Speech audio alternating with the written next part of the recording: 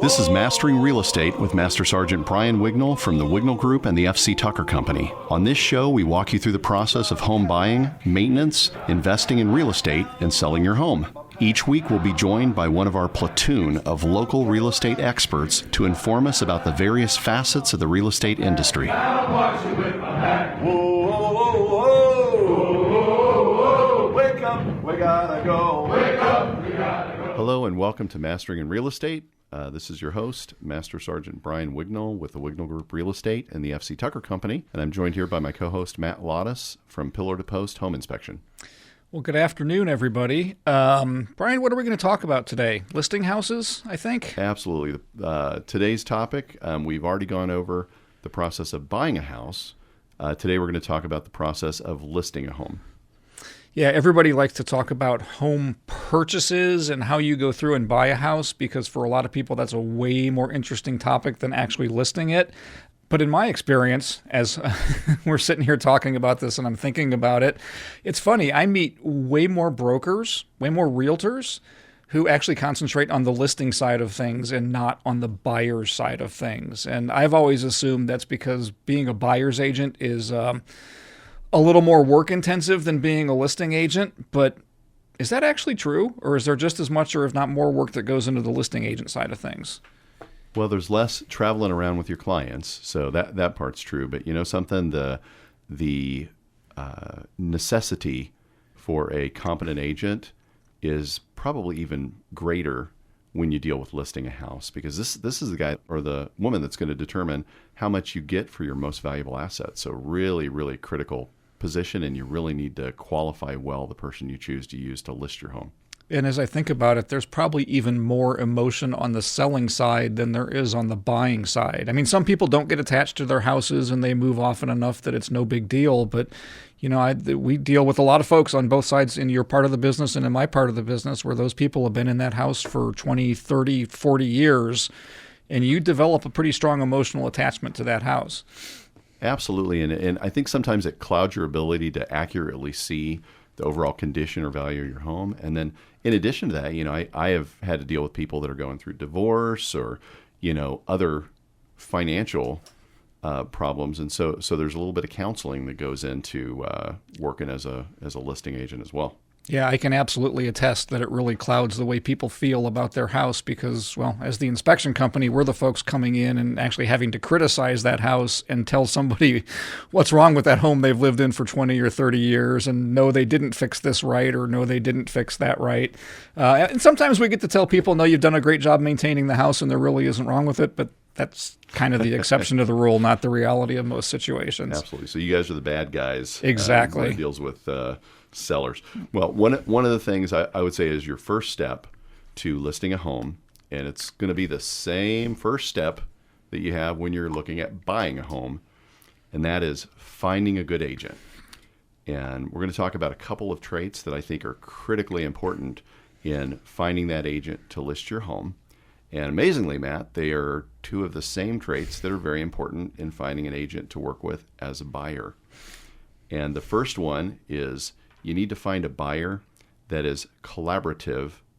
Not a buyer. Or pardon me, I'm sorry. Yeah. It would help to find a buyer who's collaborative, absolutely. Non-collaborative buyers are never fun. Exactly. No, finding a agent to list your home that is collaborative, not adversarial. No. Some people bring their emotions into situations where they shouldn't. And I've had multiple transactions where I've been working with other agents that are extremely emotional or very volatile about the properties that they're listing.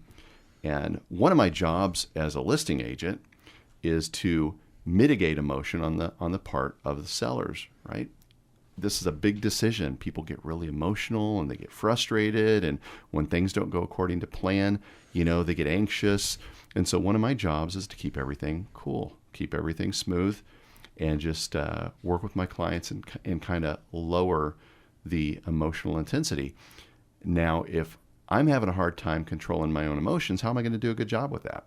So that's one thing that I think is critically important, is being able to keep yourself in check and to kind of take yourself out of the transaction a little bit so that you can help your buyer or your seller be calm and move towards the finish line in a transaction that's in both of their interests. Well, that's really a huge part of your job, isn't it? Is to try and bring clarity to that transaction, to that situation, because people do get so emotionally invested in a house, both as a seller and a buyer, that I would think a large part of your job is relying or is being the ability to step back and mitigate some of that emotion. Because we actually, in the inspection business, that's one of the things we train our guys for, because people get really upset when you find things either wrong with the house they're selling or wrong with the house they've fallen in love with. And we're always counseling inspectors that, your job is to act as kind of an impartial, calm, cool, collected third party and try and pull those emotions back out of the situation. Absolutely, you're right, and it's not unusual to see high emotions on the side of both the buyer or the seller, because once again, this is a big decision. People get anxious a lot of times on whether they should buy Puffs or Kleenex at the store. Right? It's a decision. Well, this is a lot of times the largest decision someone's going to make when you're buying or selling a home. So it's not unusual you're going to see a lot of emotion, but it's really in the best interest of everybody if the agents that are involved can kind of keep everything on track and help both sides see things clearly. And so being collaborative and being unemotional, I guess, being logical in that situation, I think is just really critically important. So is it common for, what did we decide we were going to call you guys? Realtors? Realtors, okay, correct. Good. Yep. I don't want to put any more money in that change jar. Is it common for realtors to get emotionally invested in houses or clients or transactions? It seems like that would be the one thing you don't want to do because, at the end of the day, it's a business deal. But, I guess we see it all the time from the inspector's point of view. And from what I'm hearing now, you're telling me it's not too terribly uncommon for realtors to get kind of emotionally invested in that situation. Oh, not at all. I see that all the time. You'll see agents. A lot of times it's less experienced agents, but not all the time. But you'll see agents that will take things very personally. In a transaction, they'll either feel that if you're representing a buyer, that your buyer's trying to take advantage by asking for these things to be fixed, or as a buyer's agent, they'll feel the seller should be and really, the way that I look at it is when I'm representing someone in selling a home, it's my job to do the best job that I can to make this transaction that is just naturally a stressful transaction, to make this as calm and peaceful as possible. I want to go ahead and absorb any stress in the transaction and not let that go through to my sellers. And I want to look out for the best interest of my sellers to make sure that they sell the house easily, that it appraises as much as I have any control over that, and that they're able to sell the home for the highest amount of money that they can sell in the current market. That's my job. And so part of my job is keeping myself in check and not be offended by another agent, even if they're kind of offensive. So the first thing we're looking for is a listing agent or a listing realtor or a listing broker, whatever term we're going to use, who's collaborative. So Absolutely. What's our second thing that overlaps with looking for a good buyer's agent? Second thing I would say is equally as important is you need to be dealing with somebody that's a good negotiator. And a good question would be, how do we know if this person is a good negotiator? Well, history, proven track record of a success a lot of times is where that comes in, because you learn to negotiate in real estate by selling real estate. If I just got my license last Tuesday, I'm not going to be able to negotiate as well because I don't know all of the situations that might come up. But the more that you negotiate, the better you get at it. So having someone with a proven track record that can negotiate well on your behalf is critical on both sides of the transaction. And I have seen listing agents who have made poor decisions or counseled their sellers in incorrect ways, where it has cost sellers tens of thousands of dollars. And so you need to have somebody that's experienced, that's able to negotiate and get you the highest price possible in the current market. So one of the things I've noticed over the years is that when somebody decides to get into the real estate business and become a realtor, For whatever reason, they seem to concentrate on the buyer's side first when they initially get into the business. Is there a reason for that? Is it because being a buyer's agent is perceived to be easier? Is it because selling a house and knowing how to appropriately price it and list it and market it is a more difficult kind of thing? Or what's the reason people tend to, when they get into this business, seem to gravitate more towards the buyer's side first and then later specialize in listing houses? Great question. I think when you're establishing yourself as an agent, a lot of times it's easier to find people that are buying houses, especially if you're doing some of the normal realtor things, like going to other agents' open houses and meeting clients that way. And it does seem to be a little bit easier. I think someone buying a house a lot of times isn't going to be quite as concerned about the track record of the agent they're dealing with, although they should be, or the experience. Somebody listing their house generally, I would think they'd be a little bit more, aware of that and less likely to hire the guy that got his license last Tuesday. Okay. So now I'm hearing from our producer that we've got to take a commercial break here. So we're going to go here for a couple minutes, and we'll be back shortly, continuing to talk about the process of listing a home. If you have any questions about real estate or anything regarding the real estate industry, please text them to 317-797-3580, and we'll feature those on a future show. You're listening to Mastering Real Estate with Master Sergeant Brian Wignall and Matt Lottis.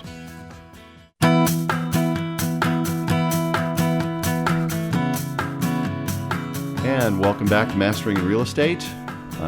This is your host, Master Sergeant Brian Wignall with Wignall Group Real Estate and the F.C. Tucker Company, joined here by Matt Lottis, my co-host from Pillar to Post, and we are getting back to talking about the process of listing a home. Okay, so we're getting ready to put our house on the market. We have found ourselves a realtor who is collaborative and who is experienced and professional. What's our next step after that? Well, the next step is going to be determining the price. And it takes a little bit more to do that than surfing the web and go into a couple of real estate sites and looking at their estimate on real estate valuation. And I will tell you, determining a price is more of an art than a science, because not all homes are the same. Even guys that do this full-time as appraisers, you could have 5 appraisers appraise the same home in the same week and come up with 5 totally different numbers. So determining that price is pretty critical. And once again, agents, as they get more experience, they get better and better at that, because we want to price your house high enough to where we get the top dollar out of it, but we don't want to price it over the market value, because what happens in that case is the house sits on the market too long. And what do you think people are going to think if they're looking at a house that's been on the market for 2 months or 3 months or 4 months? When you keep reading about how hot the market is, what's the first thing you think that's going to come to mind? Yeah, that there's something wrong with that house. Absolutely. Yeah, this is probably something we should touch on when we're talking about pricing a house, but it is definitely more of an art than a science, and that is especially true as a market is changing. So either as it's on its way up, like we've been for the last couple of years, or like what we're dealing with now, where it's kind of on its way down and, is hopefully going to plateau here soon. But getting the right price point in a changing market is even more difficult than getting the right price point in kind of, I don't want to say a static market, but in more of a stable market. For years, we knew about where houses in our neighborhood should sell. We'd seen enough people move and enough houses come and go that we had a pretty good feel for about what houses in our neighborhood were worth. And I would imagine that's true for most people.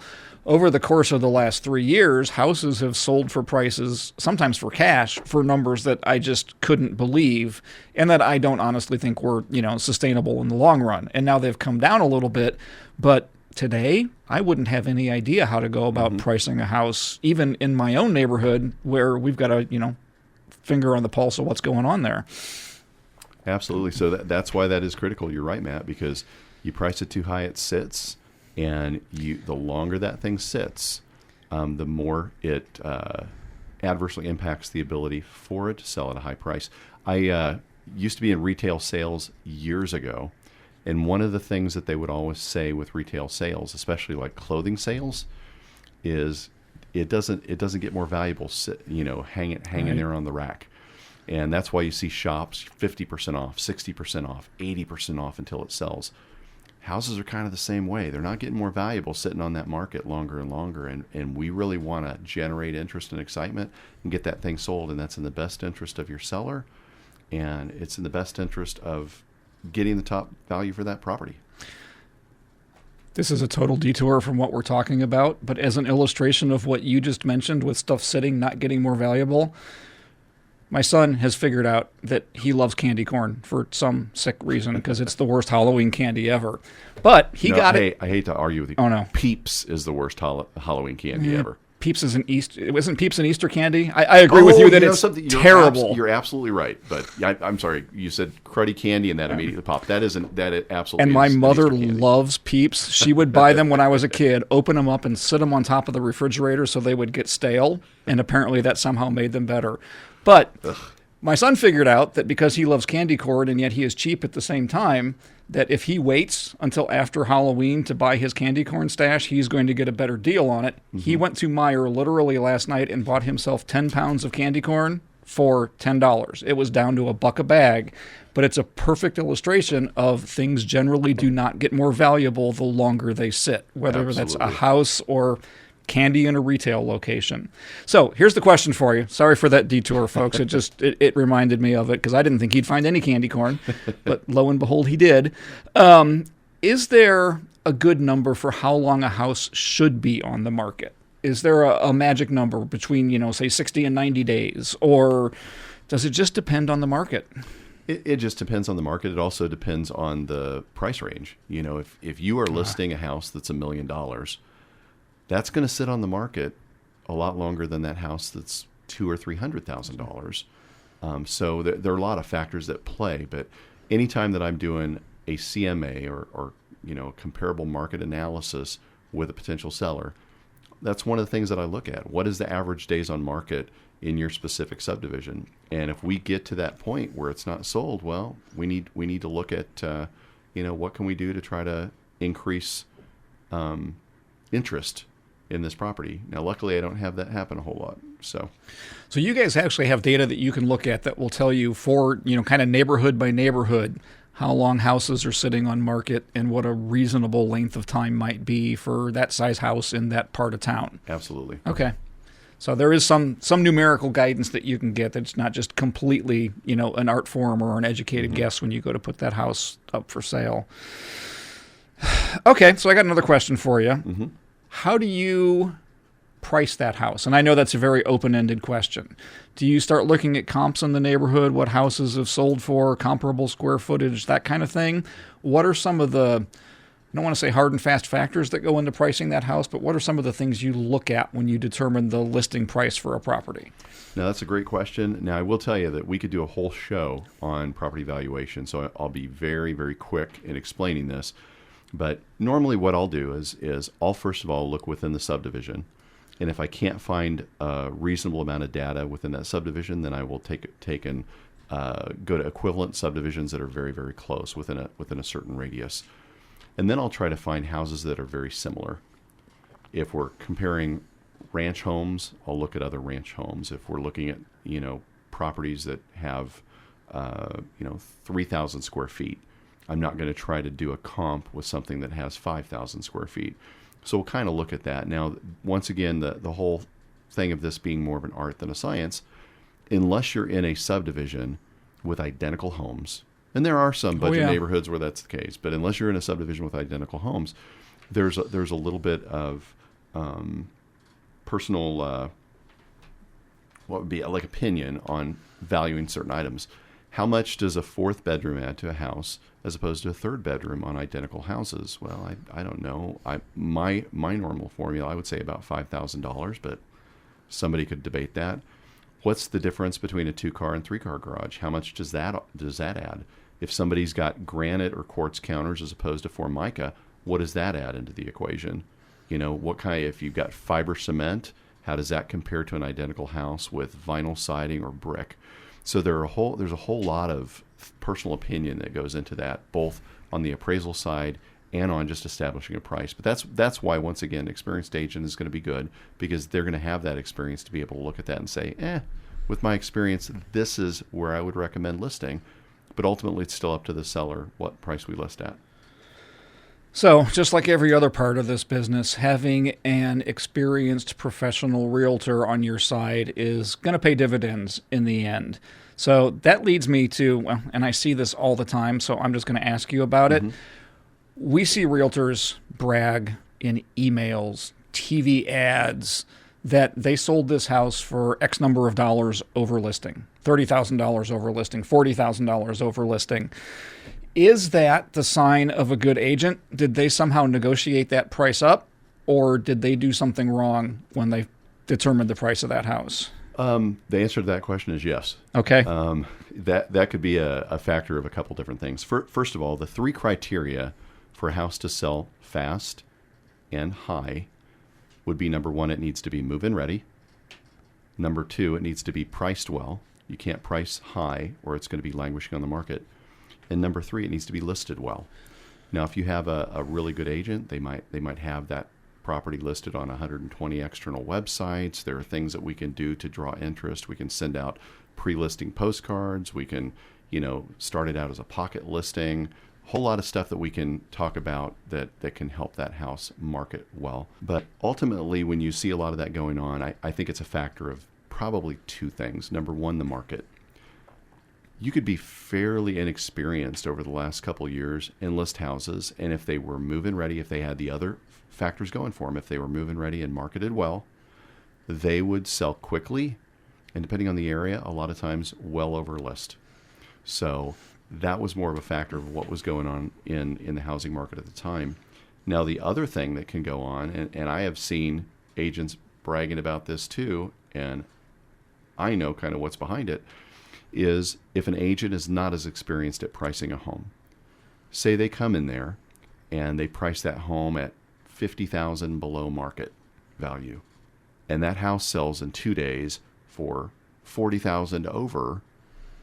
Did they do a good job, or did that client just lose money based on working with an inexperienced agent? Well, I would say the latter. So when you see that, I don't ever really brag about sold in 2 days at $50,000 over. I've had that happen multiple times. The big thing I like to kind of boast about is the house that I just sold in 2 days at $50,000 over is the highest price per square foot ever sold in this subdivision.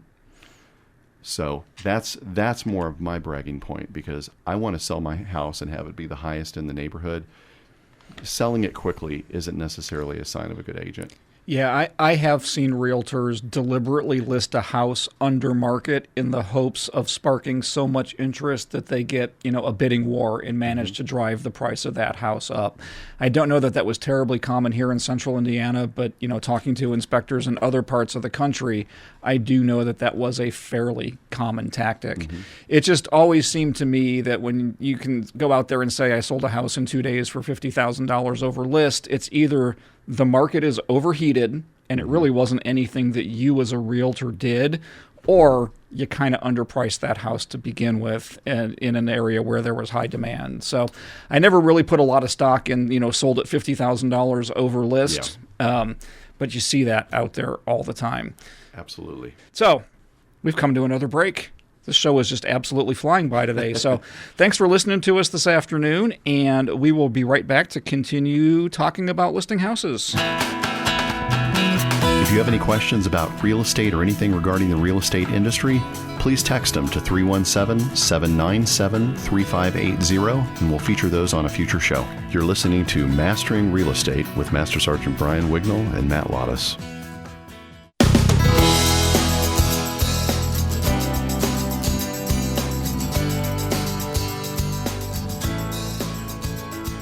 And welcome back to Mastering in Real Estate.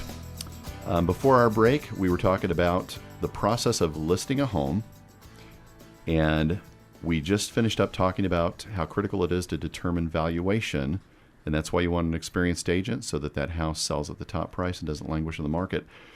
Right after that, the next step in the process, at least with me, is going to be doing something that's near and dear to Matt's heart, and that is the pre-listing inspection.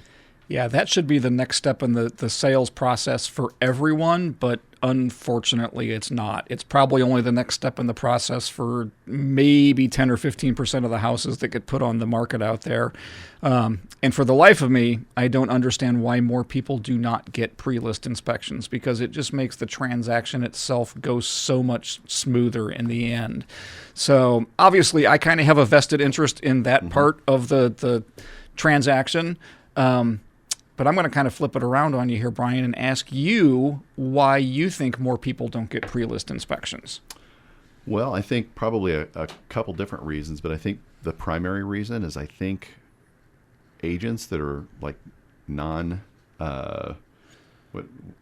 not non-comfort. What would that be called? Like passive, not maybe passive. Don't want conflict, non-conflict type people are just afraid to ask their seller to spend the money to do an inspection. And here's the way that I look at it. If I am getting paid by a seller to sell their home and to look out for their best interest, I would not be doing my job if I did not recommend a pre-listing inspection, because that is one step of the process that could potentially cost them tens of thousands of dollars if we get into a big conflict over an inspection with a potential buyer.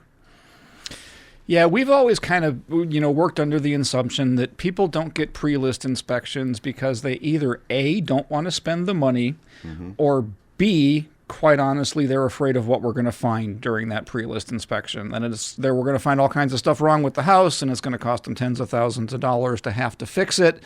And the fallacy there, obviously, is, well, if you don't find it during a pre-list inspection, somebody's going to find it later on when they have that house inspected. So absolutely. And I've seen that multiple times. We talked in one of our first shows about a client of mine that did not want to do a pre-listing inspection. And during the inspection process, the buyer's inspector found a bunch of mold in the crawl space. My guy wound up spending $3,500 having mold professionally mitigated, whereas if he would have done that pre-listing inspection that I recommended, we could have gotten somebody in there with a bleach bottle for a couple $100 and removed the cardboard that was in there that was the problem, and cleaned that up. And Matt, I just had another one of those situations pop up within the last couple months. I had another client, an investor client of mine, that once again did not want to do a pre-listing inspection, not worried about it. This is on a house flip.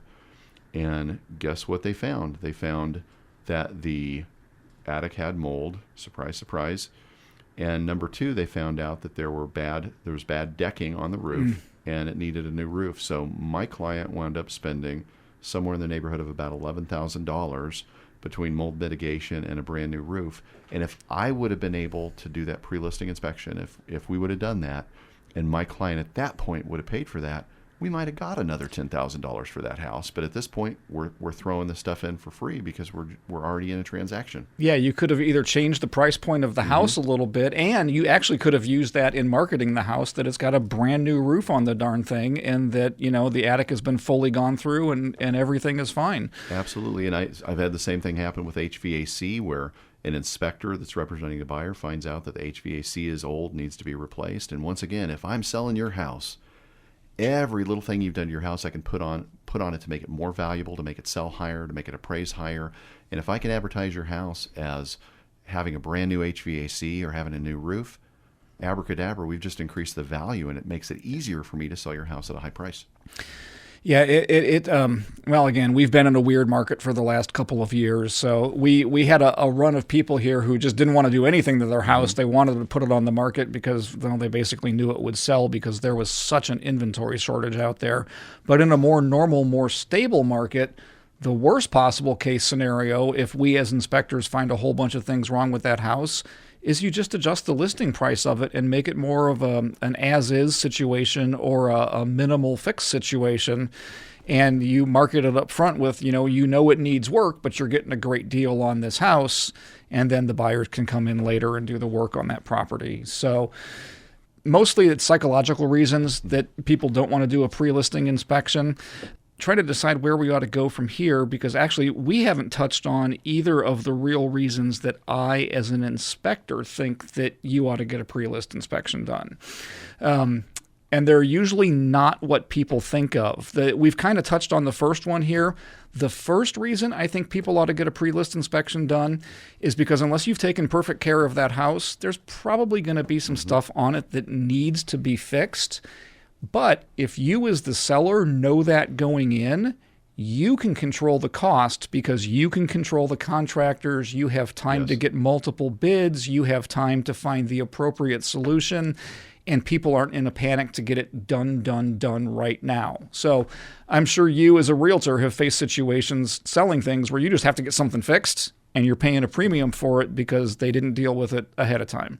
Absolutely. That happens all the time. And when I'm able to have my sellers get a pre-listing inspection, we control the narrative.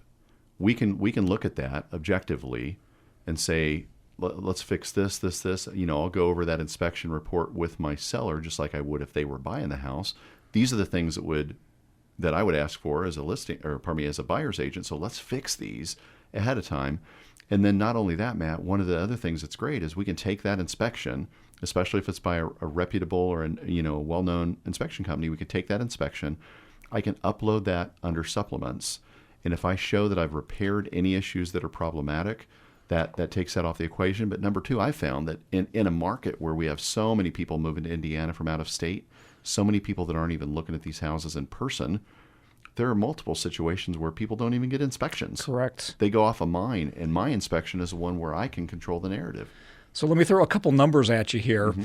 What we have found over the years is that houses that have a pre-list inspection, roughly 50% of those never have a follow-up inspection. So the buyers don't ever get their own inspection on it. They're comfortable with the report. They're comfortable with the repairs that are done. And they see them say, let's just save money and go ahead with that inspection report that we've got there. That's a little crazy because there's absolutely no coverage whatsoever for those buyers in that situation. Mm-hmm. But from a seller's perspective, about half the houses that have a pre-list never get a follow-up inspection. And then the other number is, again, it's 50%, but when you as a seller can control your repair costs, you can usually get things fixed for about half of what it's going to cost you in the middle of a sale, in the middle of that transaction. So there's a significant cost savings there too, if and when there's stuff that needs to be fixed. Absolutely. Sometimes we'll see buyers that will put on their buyer's inspection recommend that these receptacles be replaced by a licensed electrical, contractor. Yep. Well, guess what? Instead of having that handyman that could easily do that job, we're now paying 3 times the price to have a licensed electrician come in and do minor work that doesn't need a licensed electrician. Yeah, the dreaded licensed bonded professional electrician or plumber or whatever it is that's literally just doing handyman stuff. The other reason that most people don't think of to get a pre-list inspection on a house, and this one is really near and dear to my heart, is that if, at least as far as my business was concerned, if you had a pre-list inspection on that house, we were there to defend you after the fact if subsequent buyers came in and got a really bad inspector off the street somewhere who's doing his darndest to blow up that deal. Mm-hmm. So we provided a resource as part of that pre-list inspection, almost a counseling or a professional service for people to be able to say, hey, this buyer's inspector is asking for 12 million things to be done. Which of those are realistic? Are any of them realistic?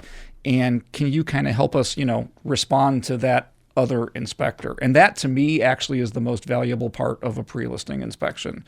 Absolutely. I agree with you. And having a reputable inspection there, it's easy for me as a listing agent to defend that with a buyer's agent. Listen, dude, we just had it inspected 4 days ago. The roof is fine. Let's call a roofing specialist in and validate that. But I just had a verified inspector come in.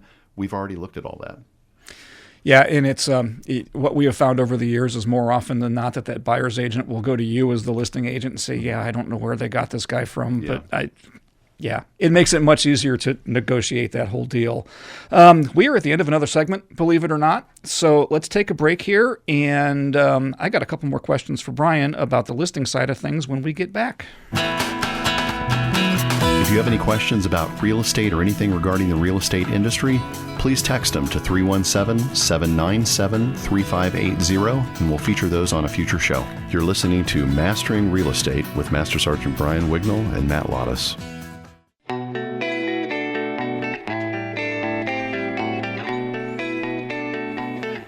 And welcome back to Mastering in Real Estate.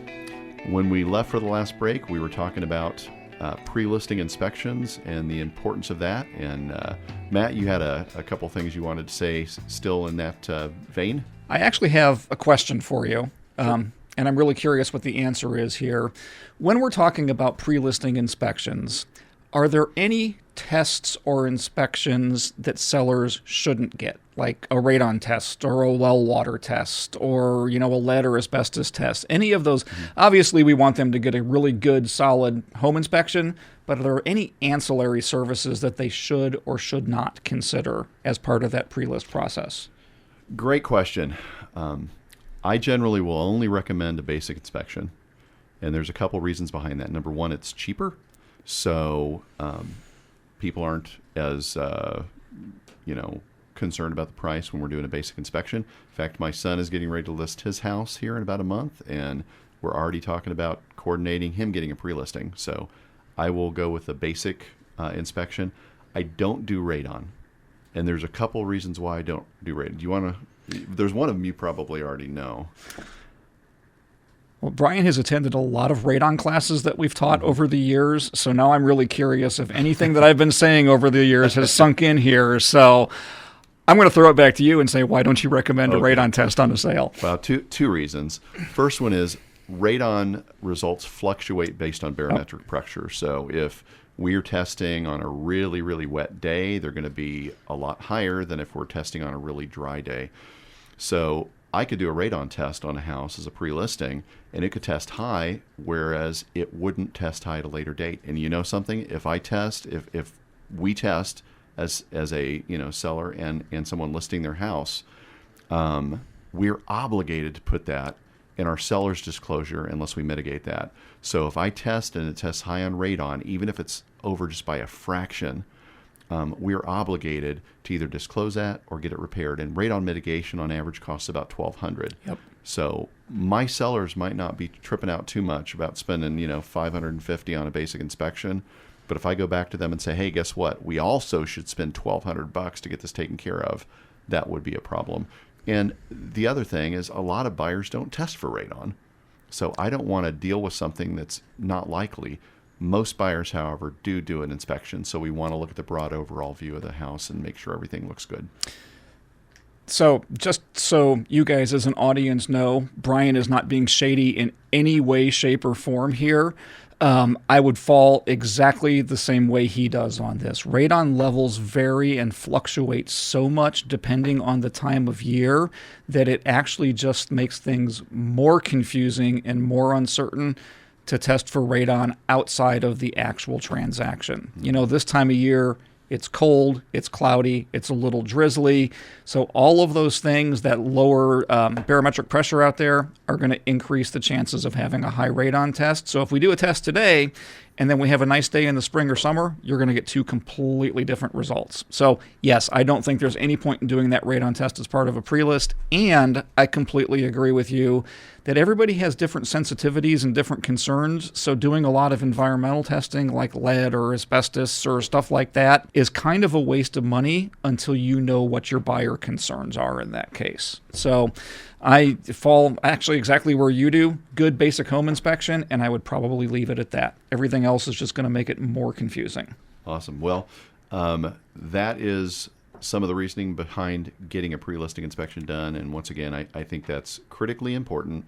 Anybody that I'm working with that's going to list their house, that's one of my top things that I recommend. And I have seen that save people thousands of dollars. And conversely, not doing that, I've seen cost sellers thousands, sometimes tens of thousands of dollars in transactions as well. So really critically important. The next step that we have as far as the process of listing a house after the pre-listing inspection is basically to get the house listed. Once we've addressed any concerns in that pre-listing, we get it listed. We upload that inspection under supplements on our listing, and then we wait for buyers to come in and make offers on the house.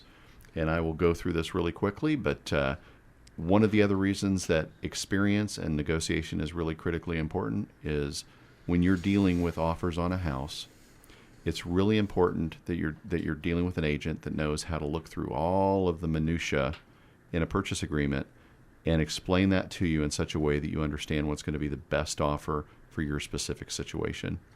And I have seen situations with newer agents that are listing houses where they've not had that experience, and it's cost money. I had one just about a year ago where I was representing a cash buyer on a property, and we made an offer above list on a property, and it got declined, and that listing agent accepted another offer that was $25,000 more than ours. That was a financed offer.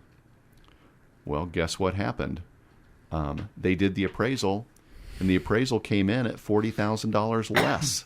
So by the time everything was said and done, that agent wound up selling this house to an interested party for $15,000 less than what we offered in cash.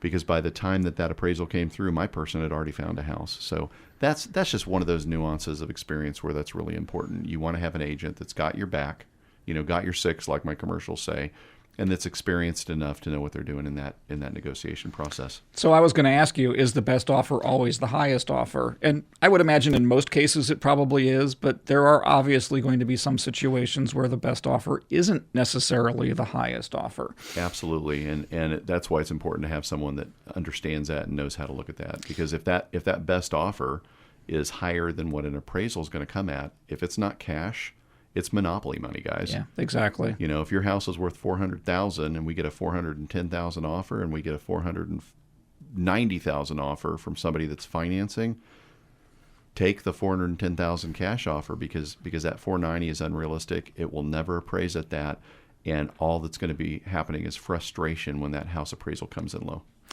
So you glossed over something I want to ask about real quick. So let's rewind just a little bit here. You said basically once we get that pre-listing inspection done, you've got everything up on, it's the internet these days, that you kind of sit back and wait for buyers to roll in. There's an awful lot more to it than that, isn't there? Absolutely.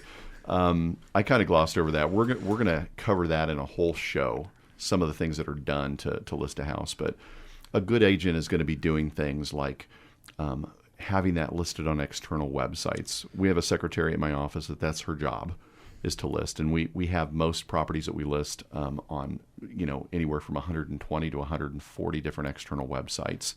Of course, it'll be listed on the multiple listings, the BLC in Indianapolis. We're going to do things like open houses where new agents show potential buyers that don't have agents representing them the house. We're going to do pre-listing announcements by postcard. I normally will send out about 800 e-postcards to local agents before the house even hits the market to let them know what's coming up, so that if they have a client that house might be suited for, they'll be aware of it. We even do broker's opens. What a broker's open is, if a house is on the market for a week and we haven't sold it already, we'll go ahead and get pizza or some kind of food, and we'll invite brokers in the area over to check the house out. Now, we had talked, I think during our first or second show, that the average income for a agent in Indianapolis was something like $45,000. So you offer some free pizza to some dude making $45,000, man, they're knocking the houses down.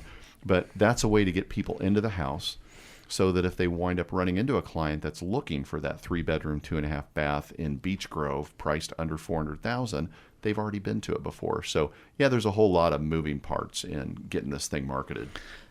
We'll have to do a show on this someday of things that realtors hate that inspectors do, and things that inspectors do that realtors hate, because I cannot tell you how many times I have had some realtor, if he fell on me, I wouldn't know who he was, want me to pay for the food at his broker's open or at some, get together.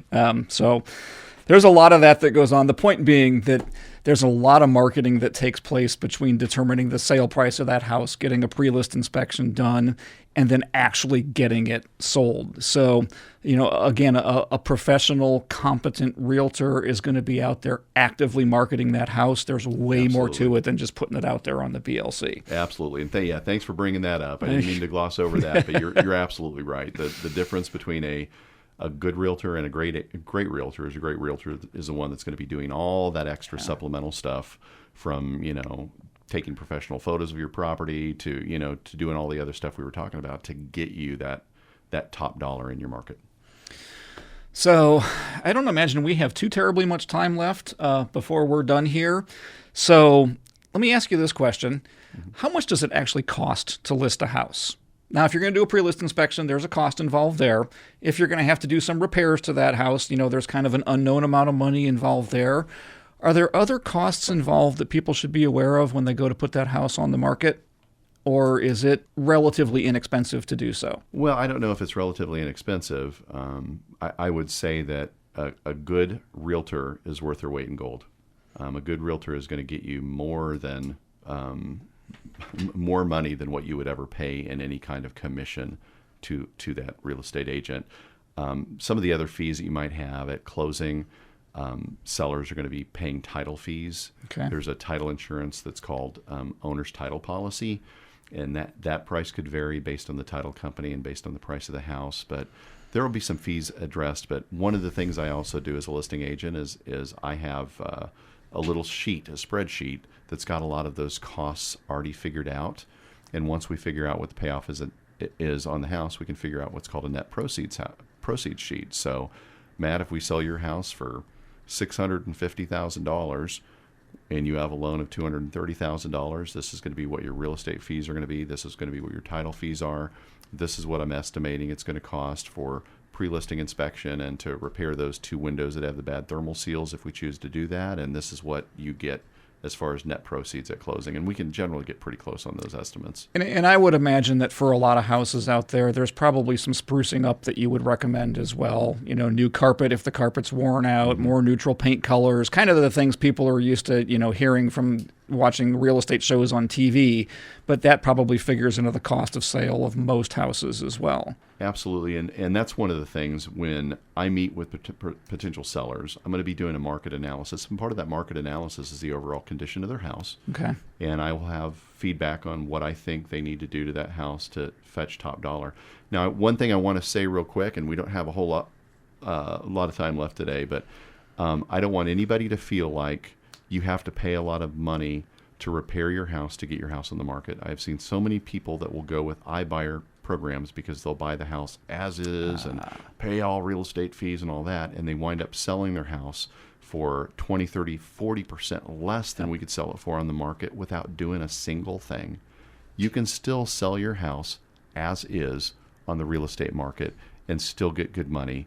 It's just that you can get better money if it's move-in ready and it has, clean flooring and is freshly painted and some of those things. If you can't do that, though, you can still sell your house. Yeah, you have to remember with those iBuyer programs that they are basically in it to make money. Mm-hmm. So you are not usually going to get your best possible price for your house going with one of those programs. It may be easy, it may be quick, but it's not going to maximize the amount of money you can sell that house for. Absolutely. Now that I will go through the 2 final things, and then we're about out of time here. The next step after we list the house, after we negotiate for purchase agreements that come in, after they determine the best sale price determine the best offer to accept, we then have a inspection response we're going to do. That takes a lot of skill and nuance on the part of a listing agent. Then we have the appraisal. That's professionals that are representing the bank coming in and giving their opinions of what they think the house is worth. And there are things that we can even do as listing agents to help in that appraisal process. And then the final thing is representing somebody at a closing, sitting beside you, reviewing paperwork, making sure everything that goes on is in your best interest, and explaining anything thoroughly. If you're dealing with an agent that doesn't have time to explain, you need to find another agent. And we will get on all of those things, in a future show, because we are out of time this afternoon. So thanks for spending the last hour with us. It's been a pleasure to have you listening to us here on Mastering Real Estate. We look forward to talking to you next week about the continuing saga of the process of listing a house. Thank you.